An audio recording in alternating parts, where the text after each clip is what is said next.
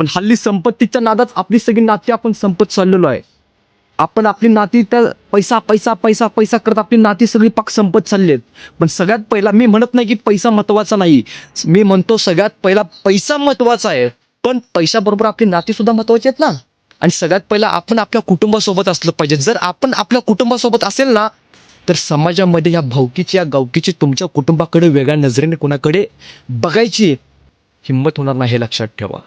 कारण नुसता पैसा पैसा करत बसलो आणि आपण आपली नाती विसरून गेलेलो आहे. बायको नवऱ्याशी बोलत नाही, नवरा बायकोशी बोलत नाही, पोरांशी बोलत नाही, नुसता पैसा पैसा करतो. आणि परत पोरं जर आपली मोठी झाली आणि आपण त्यांना वेळ दिलेला नसतो, कुटुंबाला वेळ दिलेला नसतो, मग पोरं मोठी झाली की पोरं लगेच म्हणतात, पप्पा मी माझ्यासाठी काय केलं.